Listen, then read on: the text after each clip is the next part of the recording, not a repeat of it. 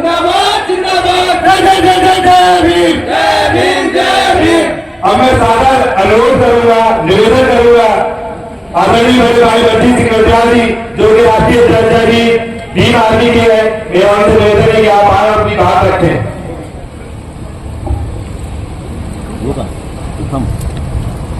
जय भीम जय भीम।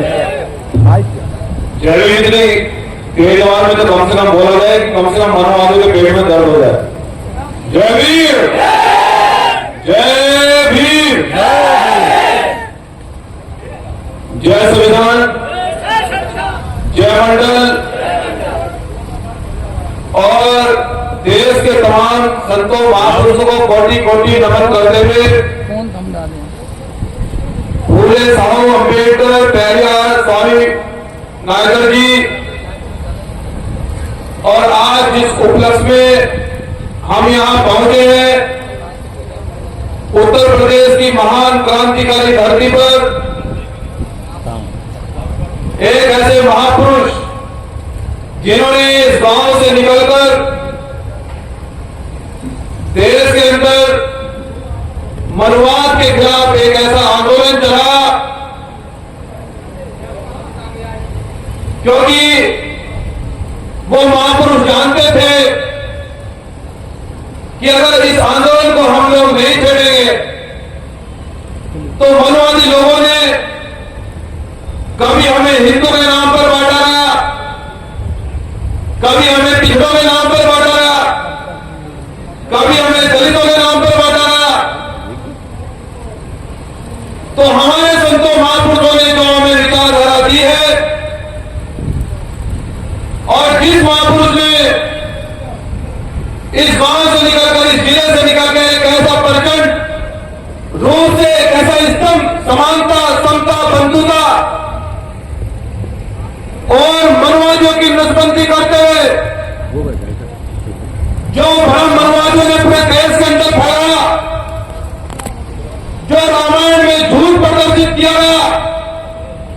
जो हमारे लिए वर्ण व्यवस्था बनाई गई, उस वर्ण व्यवस्था को तोड़कर आदरणीय पेरियार लल्ले सिंह यादव जी की जयंती पर आज हम लोग यहां पर इकट्ठा हुए हैं। मैं आप सभी को बहुत बहुत हार्दिक मंगल कामनाएं देते और मंच पर उपस्थित भीम आर्मी जमीन संगठन के प्रदेश मंडल जिले के सभी पदाधिकारी माता बहनों और सभी अतिथिगण आपका सादर सत्कार करते हैं।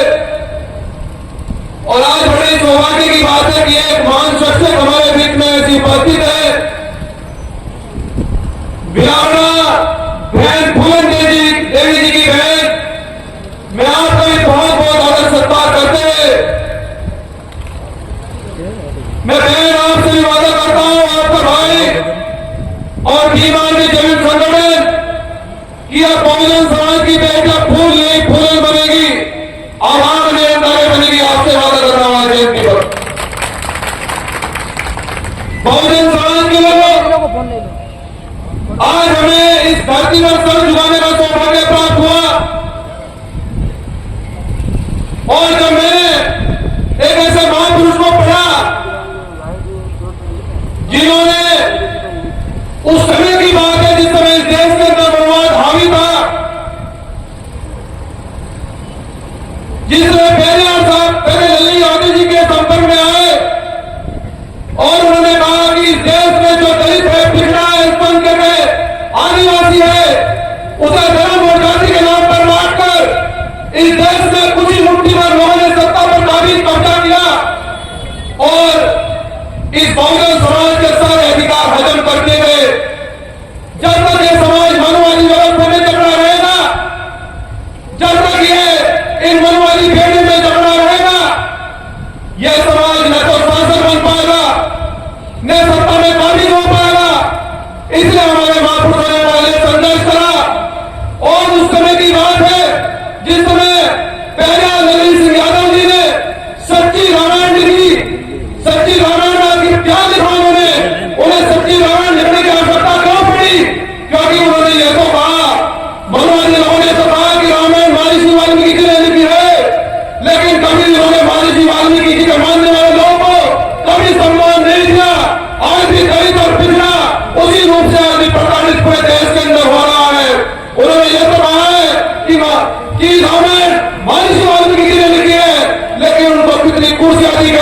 उनको कितने अधिकार दिए गए। राम के नाम पर मंदिर बनाया गया, राम के नाम पर सरकार बनाई गई, लेकिन जिन्होंने रामायण लिखी आज तक उनकी हाथों में पकड़ नहीं रह गई। बहुजन समाज के लोगों, यह हमें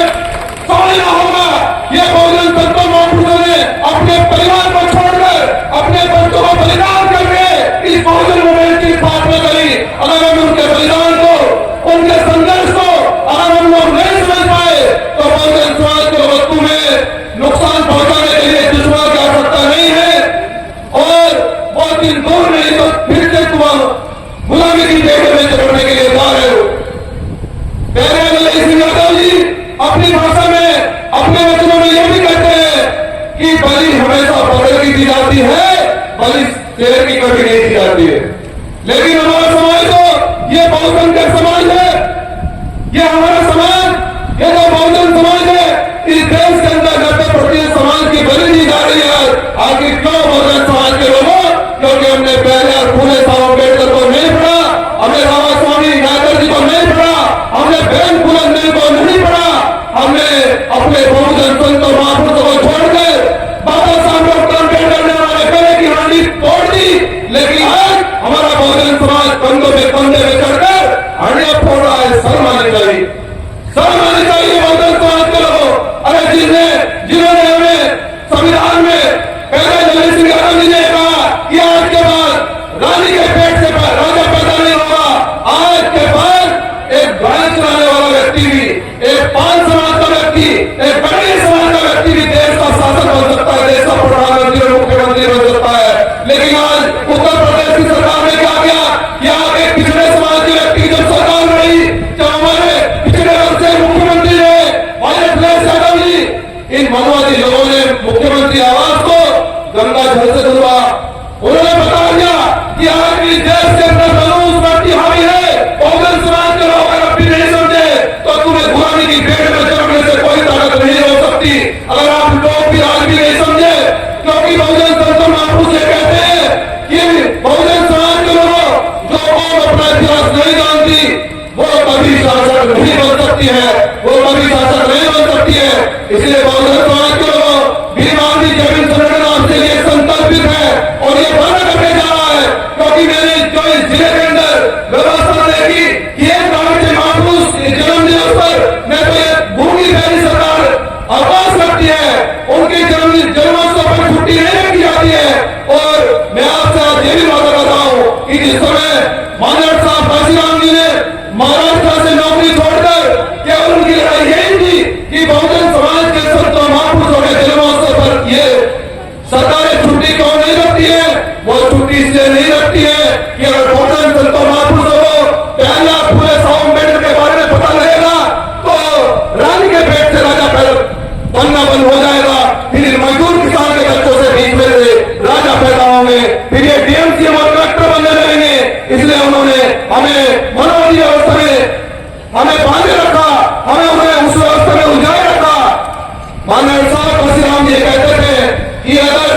बगावत करना अगर जंग ही सही तो हम इस बगावत को पूरे सम्मान और पूरे ताकत के साथ करेंगे। महाराष्ट्र से चंद्र साहब काशीराम इस सबसे बड़े सूबे के अंदर आए और बहुजन मूवमेंट की सरकार बना के दिखाई और सभी संतों महापुरुषों को लखनऊ के अंदर स्थापित किया। और हमने ये बता दिया कि बहुजन संतों महापुरुषों के नाम पर अब बहुजन समाज नहीं खोला जाएगा, अब उसके अधिकार पर उठाघात नहीं किया जाएगा। जब इस देश के अंदर मंडल आयोग स्थापित हुआ, हमने सरकार से बहुत बार कहा कि मंडल आयोग की रिपोर्ट लागू की जाए, इस देश के अंदर जातिगत जनगणना लागू की जाए, क्योंकि सरकार इसलिए जातिगत जनगणना नहीं कराना चाहती बहुजन समाज के लोगों, क्योंकि इसको पता है कि वोट तो 90% लोग है और राज 10% लोग कर रहे हैं, ये पता लग जाएगा और जितनी जनगणना होगी। इसलिए बहुजन समाज के लोगों वो लोग जातिगत जनगणना इसलिए नहीं लागू नहीं करना चाहते, वो लोग मंडल आयोग की रिपोर्ट इसलिए लागू नहीं करना चाहते कि उनको पता है ये दलित पिछड़े समाज के बच्चे एक छोटे से पद से लेकर एक राष्ट्रपति के पद तक ये स्थापित होंगे, इनको अधिकार देने पड़ेंगे। लेकिन आज भीम आर्मी जमीन संगठन आज पहले ललित सिंह यादव जी की धरती पर उनके जन्मोत्सव पर मैं आज संकल्प ले रहा हूँ कि बहुजन संतों महापुरुषों की विचारधारा पर अब कुठारघात नहीं होगा, अब उनकी विचारधारा पर हमला नहीं होने देंगे। अब जब भी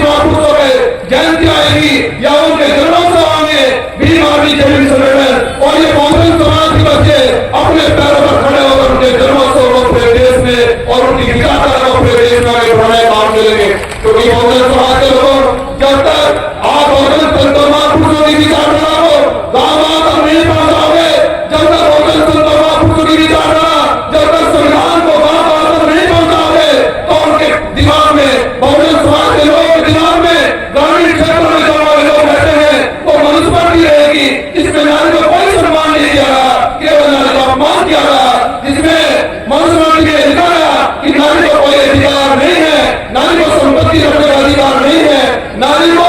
कोई नौकरी करने का अधिकार नहीं है, नारी को कोई राष्ट्रपति बनने का अधिकार नहीं है। लेकिन आज तो हमारे देश के अंदर एक बहुजन समाज की बेटी राष्ट्रपति भी है, एक बहुजन समाज की बेटी इस देश से बड़े से बड़े सूबे की मुख्यमंत्री भी रह चुकी है। लेकिन बहुजन समाज के लोगों ये मनोवैज्ञानिक विचारधारा की देन नहीं, ये हमारे बाबा साहब डॉक्टर अम्बेडकर और कैलाश लाल यादव और संतो महापुरुषों की देन है। इसलिए मैं आपसे कहने के लिए आऊं, इसलिए बताने के लिए आऊं कि यहाँ सरकारें हमेशा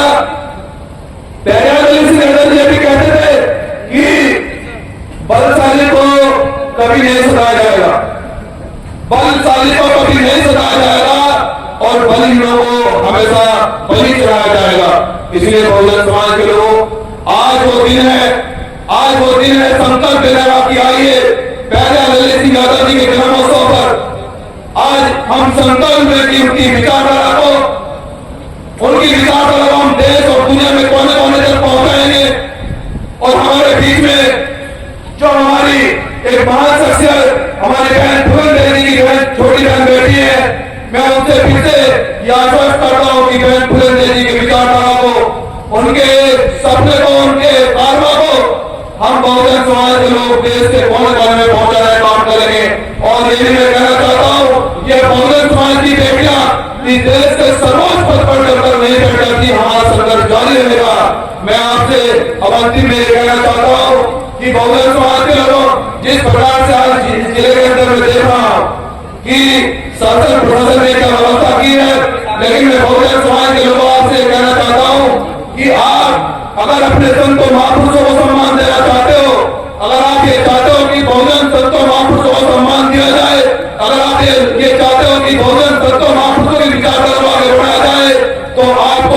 90% लोगों को एकजुट होकर इस देश के अंदर सत्ता पर काबिज होना पड़ेगा। जिस दिन आपकी इस देश के अंदर सरकार आएगी तो बहुजन संतों महापुरुषों के नाम पर आवास स्थापित हुआ करेंगे, आवास वहां करेंगे और देश के गांव गली मोहल्लों में बहुजन संतों महापुरुषों की विचारधारा को उगान हुआ करेगा। इसलिए अगर हम लोग ये चाहते हैं कि बहुजन संतों महापुरुषों को सम्मान दिलाया जाए, उनकी विचारधारा को आगे बढ़ाया जाए, तो किसी के कदमों पर भरोसा नहीं करना है। अपने दम पर हम आज ये संकल्प लेते हैं, अपने दम पर बहुजन संतों महापुरुषों की विचारधारा आगे बढ़ाएंगे, संकल्प आज ले रहे हैं लोग। और अपनी बात को अंतिम रूप देते हुए कि ये जान ये सितारा मेरे साथ में रहे, जब तक बहुजन समाज के लोग आपका हाथ हमारे हाथ में रहे, सांस से टूट कर गिर जाए वो पत्ते नहीं है। और बहुजन समाज के लोग विरोधियों को कहते हो कि औकात करे। जय भीम, जय बहुजन समाज, जय संविधान, जय भारत।